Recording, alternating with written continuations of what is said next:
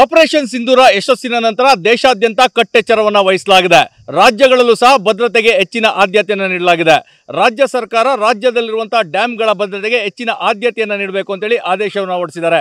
ಹೀಗಾಗಿ ದಕ್ಷಿಣ ಭಾರತದಲ್ಲೇ ಪ್ರಮುಖ ಜಲಾಶಯಗಳಲ್ಲಿ ಒಂದಾದಂತಹ KRS ಡ್ಯಾಮ್ ಬಳಿ ನಾವಿದ್ದೇವೆ. ನೀವು ನೋಡ್ತಾ ಇರ್ಬೋದು, KRS ಡ್ಯಾಮ್ 3 ರಾಜ್ಯಗಳಿಗೆ ಜೀವನದಿಯಾಗಿರುವಂತಹ ಈ ಒಂದು ಡ್ಯಾಮ್ ಇದೆ.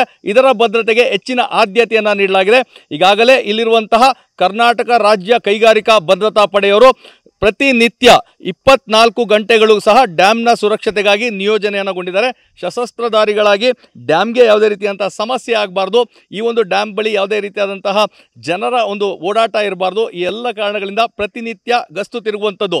ಯಾಕಂದರೆ ಪಾಳಿಯಲ್ಲಿ 24 ಗಂಟೆಗಳು ಸಹ ಇಲ್ಲಿ ನಿಯೋಜನೆಗೊಂಡಿರ್ತಾರೆ. ಮತ್ತು ನೀವು ನೋಡ್ತಾ ಇರ್ಬೋದು ಮೇಲ್ಭಾಗದಲ್ಲಿರುವಂತಹ ಮತ್ತೊಬ್ಬ ಸಿಬ್ಬಂದಿಯನ್ನು, ಅಂದರೆ ಅವರ ಕೈಲಿರುವಂತಹ ದುರ್ಬಿನ್ನ ಮುಖಾಂತರವಾಗಿ ಆ ದೂರದ ಆ ಡ್ಯಾಮ್ ಏನಿದೆ, ಆ ವಿಶಾಲವಾದಂತಹ ಡ್ಯಾಮ್ನ ಯಾವುದೇ ಭಾಗದಲ್ಲಿ ಯಾವುದೇ ರೀತಿಯಾದಂಥ ಅನುಮಾನಾಸ್ಪದವಾದಂತಹ ಚಲನವಲನಗಳಿದ್ದರೆ ಅವುಗಳನ್ನು ಗಮನಿಸುವಂತಹ ಕೆಲಸವನ್ನು ಮಾಡ್ತಾ ಇದ್ದಾರೆ. ಹೀಗಾಗಿ ಒಟ್ಟು ಇಲ್ಲಿ ಅಸಿಸ್ಟೆಂಟ್ ಕಮಾಂಡೆಂಟ್ ನೇತೃತ್ವದಲ್ಲಿ ಪ್ರತಿನಿತ್ಯ 56 ಜನ ಸಿಬ್ಬಂದಿಗಳನ್ನು ಇಲ್ಲಿ ನಿಯೋಜಿಸಲಾಗಿದೆ.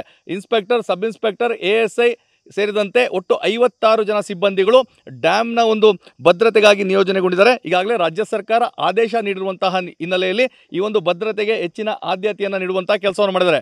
ಈಗಾಗಲೇ ಏನು ಈ ಡ್ಯಾಮ್ ಇದೆ, ಇದು ಅತ್ಯಂತ ಸೂಕ್ಷ್ಮ ಪ್ರದೇಶಗಳಲ್ಲಿ ಒಂದು ಅಂತೇಳಿ ಆಗಿರೋದ್ರಿಂದಾಗಿ ಇಲ್ಲಿ ಡ್ರೋನನ್ನು ಹಾರಿಸುವಂಥದ್ದು ಸಂಪೂರ್ಣವಾಗಿ ನಿರ್ಬಂಧವನ್ನು ವಿಧಿಸಲಾಗಿದೆ.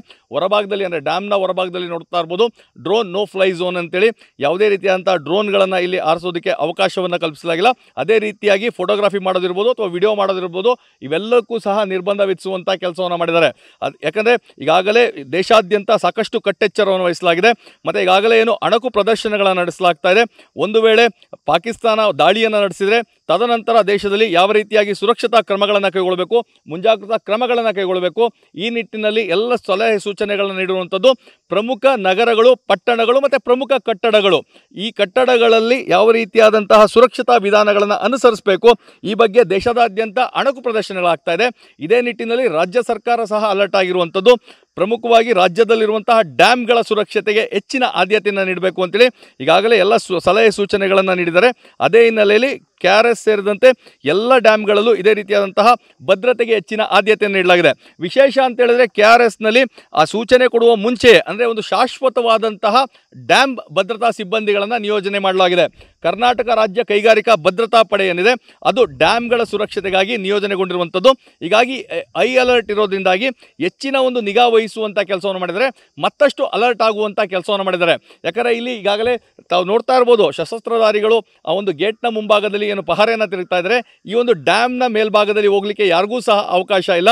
ಡ್ಯಾಮ್ನ ಸುರಕ್ಷತೆ ದೃಷ್ಟಿಯಿಂದ ಈ ಒಂದು ಸ್ಥಳದಲ್ಲಿ ಯಾರಿಗೂ ಸಹ ಹೋಗಲಿಕ್ಕೆ ಅವಕಾಶವನ್ನು ಕೊಡೋದಿಲ್ಲ. ಪ್ರವಾಸಿಗರು ಬಂದರೂ ಸಹ ಮತ್ತೊಂದು ದ್ವಾರ ಏನಿದೆ, ಆ ದ್ವಾರದ ಮುಖಾಂತರವಾಗಿ ಬೃಂದಾವನಕ್ಕೆ ಪ್ರವೇಶವನ್ನು ಪಡೆದುಕೊಂಡು ಅಲ್ಲಿಂದ ವಾಪಸ್ ಆಗ್ತಾರೆ. ಆದರೆ ಡ್ಯಾಮ್ನ ಸುರಕ್ಷತೆ ಹಿನ್ನೆಲೆಯಲ್ಲಿ ಈ ಮೊದಲಿನಲ್ಲೂ ಸಹ ಇಲ್ಲಿಗೆ ಪ್ರವೇಶವನ್ನು ನಿರ್ಬಂಧಿಸಲಾಗಿದೆ.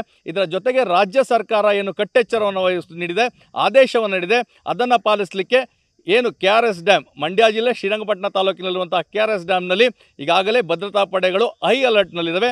ದಿನದ 24 ಗಂಟೆಗೂ ಸಹ ಇಲ್ಲಿ ಭದ್ರತೆಗೆ ನಿಯೋಜನೆಗೊಂಡು ಹೆಚ್ಚಿನ ಒಂದು ನಿಗಾ ವಹಿಸುವಂಥ ಕೆಲಸವನ್ನು ಮಾಡಿದ್ದಾವೆ. ಕ್ಯಾಮ್ರಾ ಪರ್ಸನ್ ರಘು ಜೊತೆ ರಾಮ್, TV9 ಮಂಡ್ಯ.